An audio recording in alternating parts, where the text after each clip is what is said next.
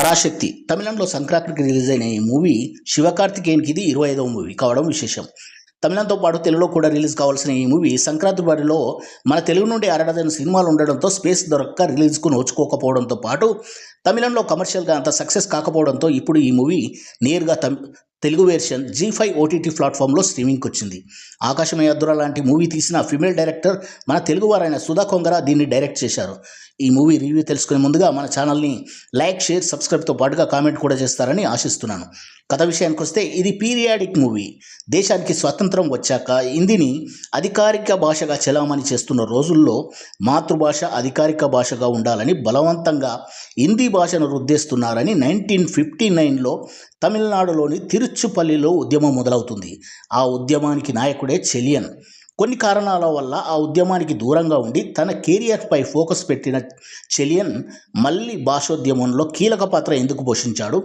Telugu, Tamil, Malayalam, Kannada languages కాకుండా బెంగాలీ, అస్సాం, పంజాబీ లాంటి స్థానిక మాతృభాషలను ఎలా ఆయా రాష్ట్రాలకు అధికార భాషగా కేంద్రం నుండి జీవో తెప్పించుకునే క్రమంలో ఎన్ని త్యాగాలు జరిగాయి, ఎంతమంది బలిదానం ఇచ్చారనేది ప్లాట్. కమర్షియల్గా సక్సెస్ కాకపోవడానికి మూవీలో చూపించిన అంటాగనిస్ట్ పాత్ర పెద్దగా బలంగా లేకపోవడం. జయన్ రవి పోషించాడు ఈ పాత్రను. బ్రదర్ సెంటిమెంట్ కానీ, లవ్ యాంగిల్ కానీ బలమైన సీన్లు రాసుకోకపోవడంతో ఆయా పాత్రల మధ్య వచ్చే సంఘర్షణ బలంగా కనెక్ట్ కాలేదు. దానికి తోడు స్వదేశంలో స్వదేశీయులు జరిపే పోరాటం అనే కాన్సెప్ట్ ఆ కాలంలో ఆ పరిస్థితులు ఓకే, బట్ ఇప్పటి తరానికి తెలియవు కదా ఆ పురిటి నొప్పులు. అందుకే కనెక్ట్ కాలేకపోయారనుకుంటా. బట్ కమర్షియల్గా అటు ఇటు అయినా సుధా కొంగర మాత్రం పాస్ అయిపోయారు. పీరియాడిక్ మూవీస్లో ఉండే అప్పటి కాలాన్ని, కాస్ట్యూమ్స్ను, లొకేషన్స్ను కరెక్ట్గా మూవీలో క్యారీ చేశారు. క్లైమాక్స్ మాత్రం అదిరిపోయేలా డిజైన్ చేశారు. Acting wise Sivakarthikeyan one man show అద్భుతంగా నటించాడు. శ్రీలీలలో ఉన్న పొటెన్షియల్ క్లైమాక్స్లో కనబడుతుంది. అదరగొట్టాడు. జయన్ రవి మరీ వైలెంట్గా అంటాగనిస్ట్ పాత్రలో ఒదిగిపోయాడు.